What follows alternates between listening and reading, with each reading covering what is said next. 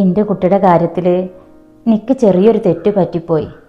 എന്തായാലും പടച്ചോൻ്റെ കാവലുകൊണ്ട് നമ്മളെല്ലാത്തിനും ഒരു പരിഹാരം കണ്ടല്ലോ.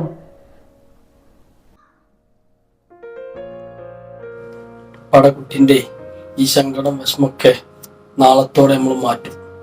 സന്തോഷമായില്ലേ പടകുട്ടിക്ക്? നിങ്ങളോട് രണ്ടാളോടും ഇപ്പൊ ഒന്ന് സംസാരിച്ചപ്പോ തന്നെ എനിക്ക് ഒരുപാട് സമാധാനായിപ്പ. അതാണ് എന്നാലേ എനിക്കും എൻ്റെ മോൾക്കും ഭക്ഷണം എടുത്ത് വെച്ചോ. ഇന്ന് നേരത്തെ തിന്നു പോയതാ, നല്ല വിശപ്പുണ്ട്. പെട്ടെന്നായിക്കോട്ടെ. എന്നാ ഇപ്പം മോളും കൂടിയേ കയ്യക്കി വന്നോടി, ഞാൻ ചോറെടുത്ത് വെക്കാം.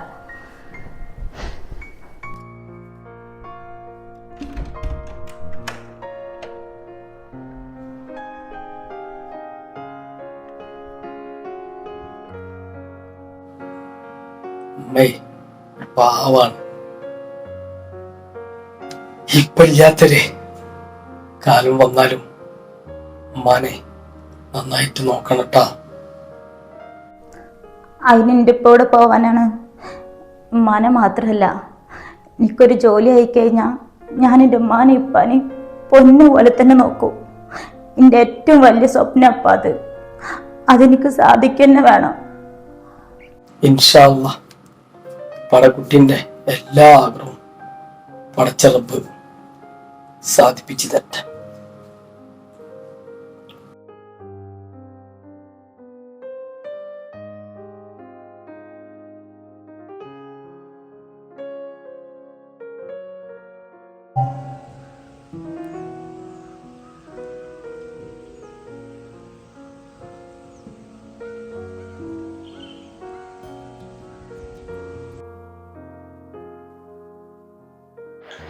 ഉമ്മാടെ കുട്ടി എപ്പോ തുടങ്ങി കെടുപ്പാണ്.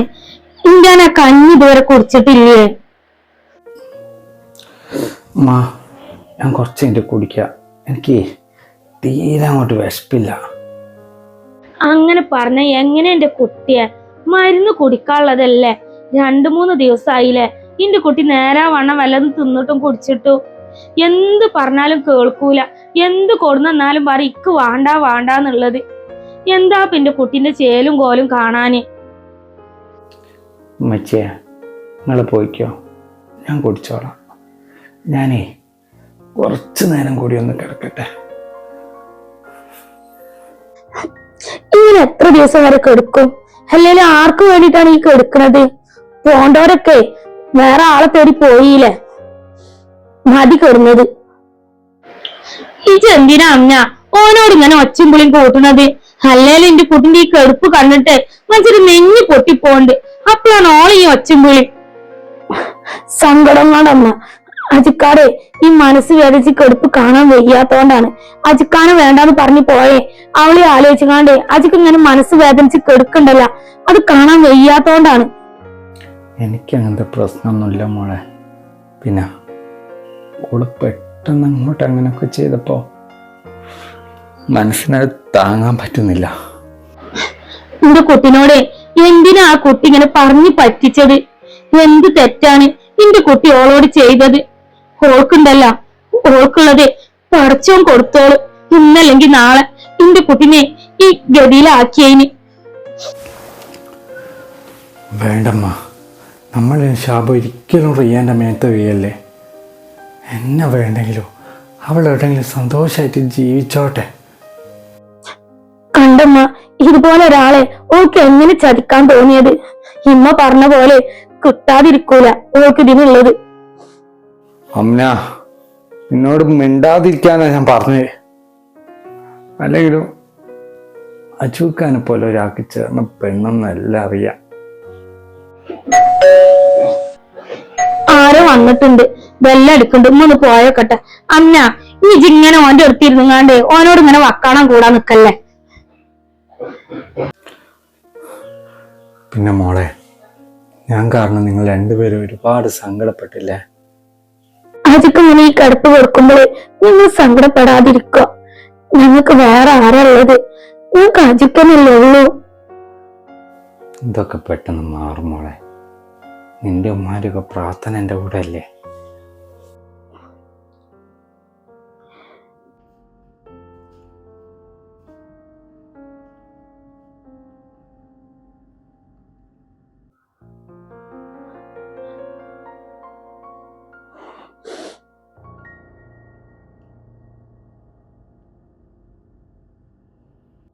ഹായ് ഹലോ അസ്സാം വലൈക്കും. അപ്പോൾ എല്ലാവർക്കും സുഖമാണെന്ന് വിശ്വസിക്കണു. ഞാൻ ആദ്യം തന്നെ ഒരു സോറി പറഞ്ഞ് തുടങ്ങുകയാണ്.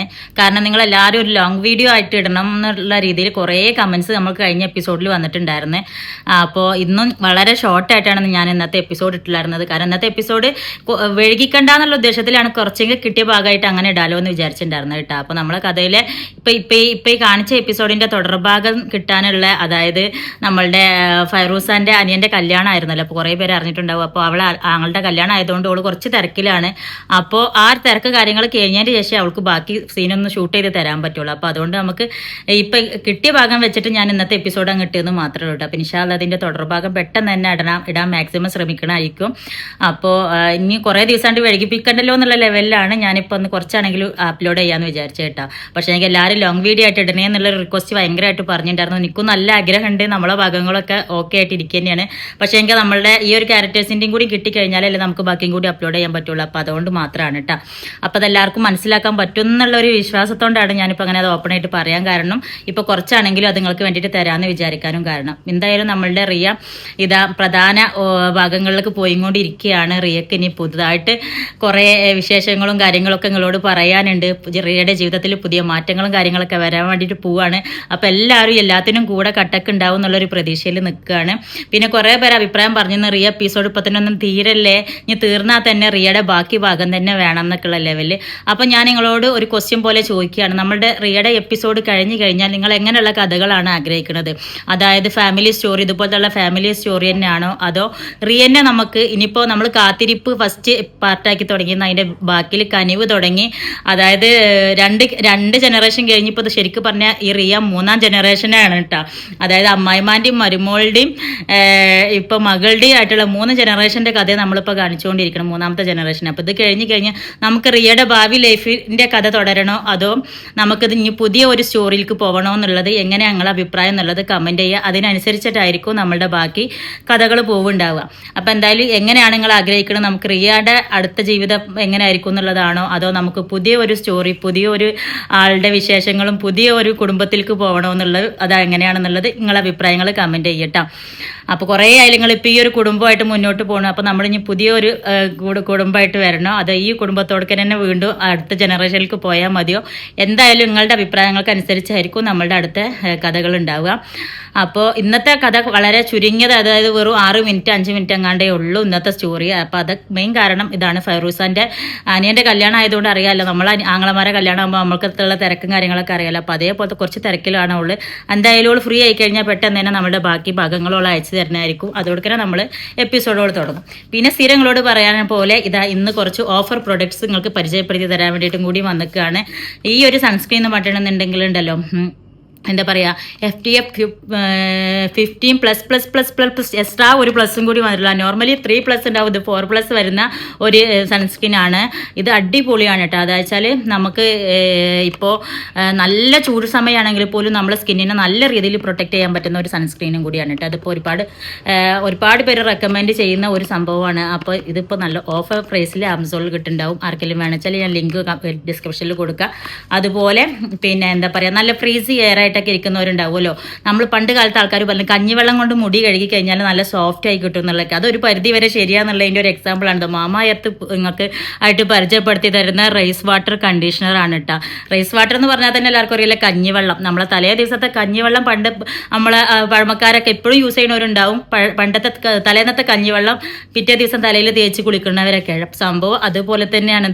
അത് ബോട്ടിലാക്കി വരുമ്പോൾ ഒന്നും കൂടി യൂസ് ചെയ്യാൻ എല്ലാവർക്കും ഒന്ന് എളുപ്പമാണെന്നുള്ള രീതിയിലാണ് ഈ ഒരു മാമ മാമാർത്തിൻ്റെ rice water conditioner, hair conditioner use ചെയ്തിട്ടുണ്ട്. നല്ല സോഫ്റ്റ് ഉണ്ട്, പിന്നെ സ്മെല്ലോ കാര്യങ്ങളൊന്നുമില്ല, നല്ല സ്മെല്ലാണ്, ഹെയർ നല്ല സോഫ്റ്റ് ആയിട്ടിരിക്കും കേട്ടോ.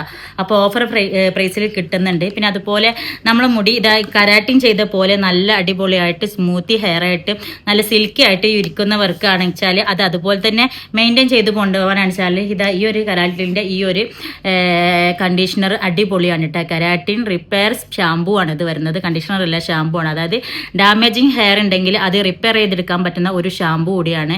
അപ്പോൾ ഇത് രണ്ടും ഞാനിപ്പോൾ ഖത്തർക്ക് വരുമ്പോൾ നാട്ടിൽ നിന്ന് കൊണ്ടുവന്നതാണ് കേട്ടോ. അപ്പോൾ എന്തായാലും രണ്ടും നല്ല ഓഫർ റേറ്റിൽ കിട്ടുന്നുണ്ട്. അതുപോലെ തന്നെ നമ്മൾ എന്താ പറയുക ഹെയർ ഓയിലായിട്ട് യൂസ് ചെയ്യാൻ പറ്റുന്ന രീതിയിലുള്ള സ്ട്രെക്സിൻ്റെ ഈ ഒരു ഷൈൻ ഹെയർ സിറമാണ് കേട്ടോ.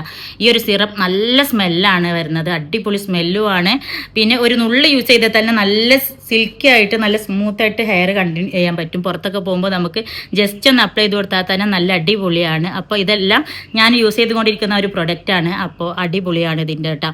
അപ്പോൾ വേണ്ടവർക്ക് ലിങ്ക് നമ്മളുടെ ഡിസ്ക്രിപ്ഷനിൽ കൊടുത്തിട്ടുണ്ട്. പിന്നെ സ്ഥിരം കാണിക്കുന്ന ഈ ഒരു സംഭവം തന്നെയാണ് നമ്മളുടെ ഫേസ് സ്കാനറിൻ്റെ ഈ ഒരു ലിപ്സ്റ്റിക് എന്ന് പറഞ്ഞിട്ടുണ്ടെന്നുണ്ടെങ്കിൽ ഇതും ഓഫർ പ്രൈസിന് കിട്ടുന്നുണ്ട് കേട്ടോ. നോർമലി ഇത് പർപ്പിളിൻ്റെ ഷോപ്പിൽ നിന്നൊക്കെ വാങ്ങുമ്പോൾ 800 സംതിങ് ആയിട്ടുണ്ട് കേട്ടോ. 800 സംതിങ് അങ്ങാനുണ്ട് ഇതിൻ്റെ MRP ശരിക്കും വരുന്നത്. പക്ഷേ എങ്കിൽ നമുക്കത് ആമസോണിൽ 30% 40% അങ്ങനെയൊക്കെ ഓഫർ റേറ്റിൽ കിട്ടുന്നുണ്ട്. അപ്പോൾ വേണ്ടവരാണെച്ചാലും ഞാൻ ലിങ്ക് ഡിസ്ക്രിപ്ഷനിൽ കൊടുക്കുന്നുണ്ട്. അപ്പോൾ ഈ വിശേഷങ്ങൾ കൂടി ഇങ്ങോട്ട് പറയാമല്ലോ എന്ന് വിചാരിച്ചിട്ടാണ് ഇന്നത്തെ ഞാൻ ഈ ഒരു കാര്യങ്ങൾ പറഞ്ഞിട്ടുള്ളത്. അപ്പോൾ എന്തായാലും എങ്ങനെയാണ് നിങ്ങളുടെ അഭിപ്രായം എന്നുള്ളത് കമൻറ്റ് ചെയ്യുക. ഇന്ന് കുറച്ച് എപ്പിസോഡ് കുറച്ച് ഷോർട്ടായി പോയതിന് സോറി ചോദിക്കുകയാണ്. അതിൻ്റെ റീസൺ എന്താണെന്നുള്ളത് നിങ്ങൾക്ക് മനസ്സിലായി എന്ന് വിചാരിക്കണം. അതുപോലെ ഇനി അടുത്ത കഥ എങ്ങനെ വേണമെന്നുള്ളത് നിങ്ങളുടെ അഭിപ്രായമാണ്. പുതിയൊരു ഫാമിലിക്ക് നമ്മൾ കടന്നു ചെല്ലണോ അതോ ഈ ഒരു ഫാമിലി ആയിട്ട് മുന്നോട്ട് പോകണോ എന്നുള്ളത് നിങ്ങളുടെ അഭിപ്രായത്തിനനുസരിച്ചായിരിക്കും നമ്മുടെ ബാക്കി കഥകൾ ഉണ്ടാവുക. അപ്പം ഇൻഷാ അല്ലാഹ് റിയയുടെ അടുത്ത ഒരു ലോങ് വീഡിയോ ആയിട്ട് കാണാം. അസ്സലാമു